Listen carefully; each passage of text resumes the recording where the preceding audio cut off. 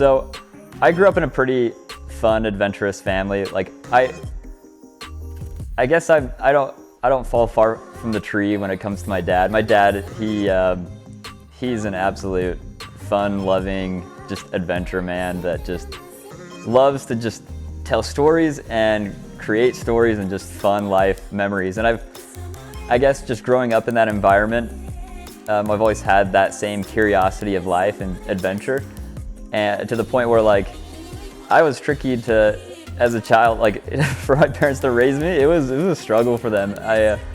Every time we would go out to southern Utah and there's cliffs everywhere, my mom was always like, do not get close to any ledges or cliffs or anything. And my mom was always hounding on my dad, like, are you watching him? Are you watching him? And I would suddenly just disappear, and then like they would look around and try to find me, and all of a sudden I'm like there just standing on the edge of a cliff just looking down, because I had this like awe and curiosity for nature and just like the vastness of it all, and kind of like pushing the boundaries and exploring those frontiers.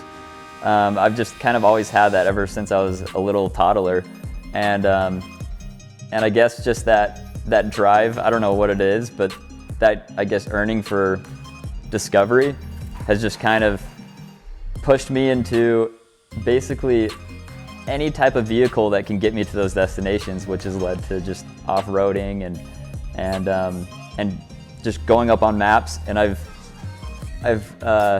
if you were to look at my Google Maps right now, it's just covered in thousands and thousands of pin drops of just places I want to go explore.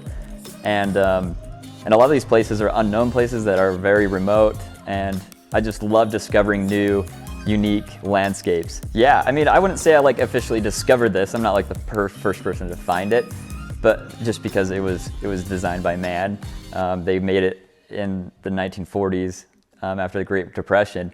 But there's these big, deep canals out in the West Utah desert near the Bonneville Salt Flats. And they dug out these big blue water canals.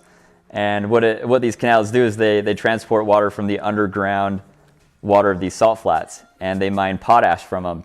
And it's this super unique landscape because you basically see this it looks like this long, bright blue canal of water that just stretches out for miles and then just goes all the way out into the horizon.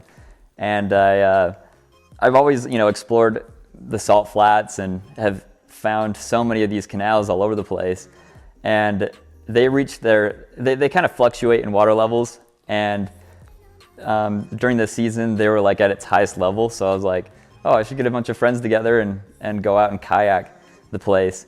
And we threw out all of our kayaks and invited a bunch of friends and just swam in the water. And it's fun because you can just float because there's so much salinity in it.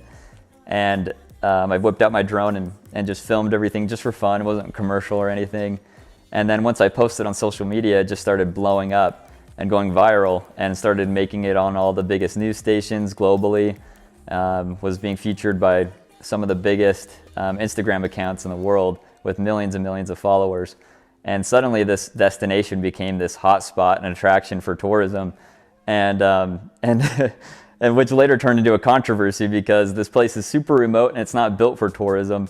And so it then ended up turning into this, you imagine this highway turning into basically a Disneyland parking lot of just tourists, which became kind of troublesome for the Utah Highway Patrol, obviously, because there's all these people parking illegally in this emergency lane, which you can only park in if you're in an emergency. And so I later had to like instruct people how to access them properly, but yeah, that was kind of a fun experience. It was kind of interesting to see the power of photography. It can be good and bad. If this place was a natural, location or something that needed to be preserved, photography could become kind of a negative if it was influencing a mass of people to go and destroy that location.